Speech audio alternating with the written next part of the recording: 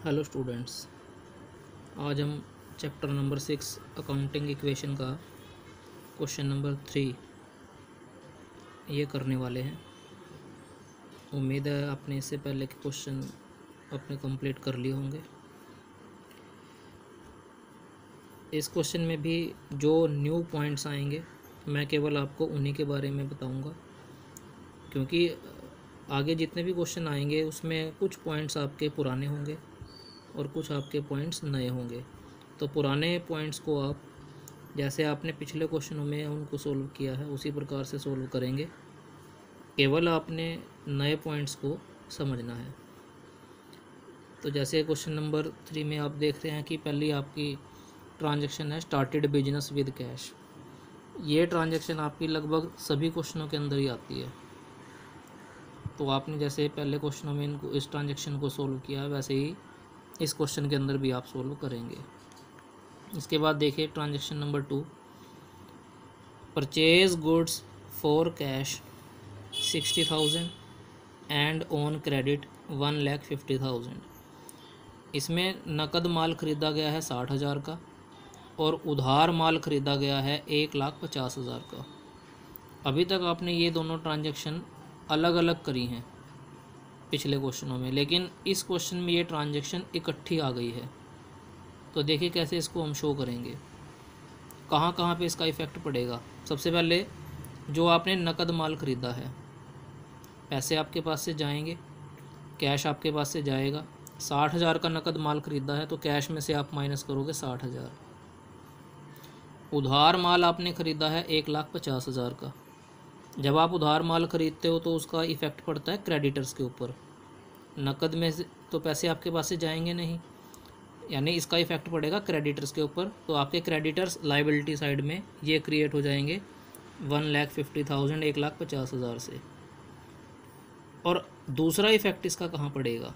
दूसरा इफ़ेक्ट इसका पड़ता है स्टॉक के ऊपर, यानी गुड्स के ऊपर।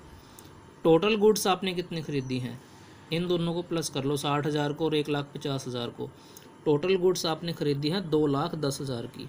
तो आपने स्टॉक में इकट्ठा 2,10,000 एक ही बार में ऐड करना है।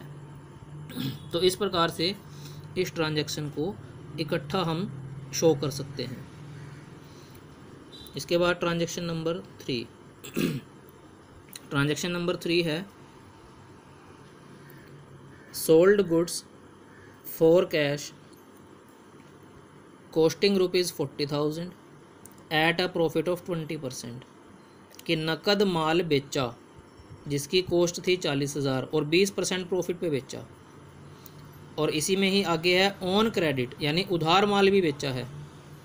कॉस्ट है उस माल की 72,000 और एट अ प्रॉफिट ऑफ 25%, और उसे 25% प्रॉफिट पे बेचा गया। यानी इसमें आपने नकद माल भी बेचा है और उधार माल भी बेचा है। अभी तक ये ट्रांजैक्शन भी आपके पास आई थी, अलग अलग आई थी दोनों ट्रांजैक्शन, लेकिन इस क्वेश्चन में ये दोनों ट्रांजैक्शन इकट्ठी आ गई हैं।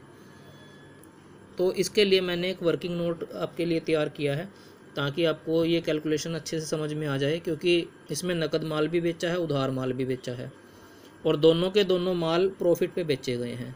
तो आइए इसका वर्किंग नोट देख लेते हैं। सबसे पहले हमने नकद माल बेचा, उसकी कॉस्ट कितनी थी 40,000। तो मैंने लिखा कॉस्ट ऑफ गुड सोल्ड।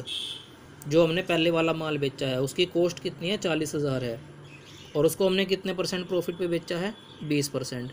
तो मैंने इसमें ऐड कर दिया प्रॉफिट 20%, यानी 40,000 का 20%, 40,000 गुना 20/100 ये आएगा 8,000। तो 8,000 के प्रॉफिट पे ये माल बेचा गया, यानी इसकी सेल वैल्यू कितनी होगी, कितने में बेचा गया ये माल 48,000 में, 48,000 में। ठीक है, तो ये मैंने पहले वाले पॉइंट को सोल्व कर लिया है। इसके बाद जो उधार माल बेचा गया है उसकी कॉस्ट कितनी है, उसकी कॉस्ट है 72,000, 72,000। तो फिर मैंने लिखा दोबारा से कॉस्ट ऑफ गुड सोल्ड 72,000। अब मैं ये दूसरे वाला पॉइंट सोल्व कर रहा हूँ। तो इस वाले माल की लागत है 72,000 और इसको हमने कितने परसेंट प्रॉफिट पे बेचा है 25% पे। तो ऐड कर दीजिए इसका भी प्रॉफिट 72,000 का 25% यानी 25%। तो ये आएगा अमाउंट आपका 18,000। तो ये माल हमने बेचा है 72,000 प्लस 18,000 यानी 90,000 में। तो पहले हमने इनकी सेल वैल्यू निकाल ली है, यानी ये इसकी सेल वैल्यू होगी 90,000।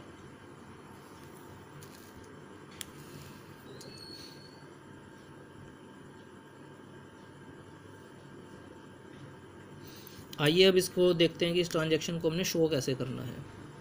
सबसे पहले आप देखो, जो हमने नकद माल बेचा वो कितने का बेचा है।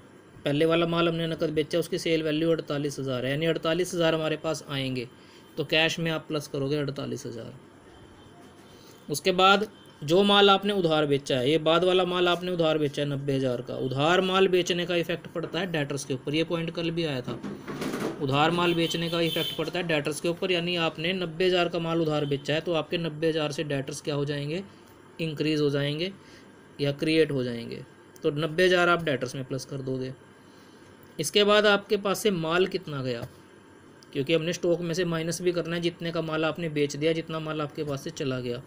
तो आपके पास से माल जाएगा 40,000 की कॉस्ट का माल तो ये गया आपके पास से, 72,000 की कॉस्ट का माल ये गया, तो 40,000 प्लस 72,000 दोनों कॉस्ट को प्लस कर लो, 1,12,000। तो स्टॉक में से आप माइनस करोगे 1,12,000। और अब प्रॉफिट कितना हुआ हमें इस पूरे की पूरी ट्रांजेक्शन में, 8,000 का प्रॉफिट हमें पहले वाले माल में हुआ, 18,000 का प्रॉफिट हमें दूसरे वाले माल में हुआ। तो दोनों को जोड़ लीजिए, आपको टोटल प्रॉफिट कितना हुआ, 26,000 का। तो ये 26,000 कहाँ ऐड होगा, कैपिटल में, क्योंकि प्रॉफिट कैपिटल में ऐड होते हैं। तो इस प्रकार से इस ट्रांजेक्शन को शो किया जाएगा। और चौथी ट्रांजेक्शन है रेंट पेड वाली, ये आपके पास ऑलरेडी आ चुकी है। एक्सपेंडिचर है रेंट पेड, एक बार इसको कैश में से माइनस कर देना, एक बार कैपिटल में से माइनस कर देना। तो चारों ट्रांजेक्शन आपकी सोल्व हो जाएंगी। इसके बाद आपने लास्ट में आंसर निकालना है, फाइनल इक्वेशन निकालनी है, जैसे आपने पहले क्वेश्चन में किया होगा। इस प्रकार से आपने इस क्वेश्चन को सोल्व करना था। इसके बाद क्वेश्चन नंबर 4, ये आपने पूरा का पूरा खुद ही सोल्व करना है, क्योंकि इसमें जितनी भी ट्रांजेक्शन है वो आपकी ऑलरेडी हो चुकी हैं। तो उम्मीद है आपको ये टॉपिक समझ में आ गए होंगे। धन्यवाद।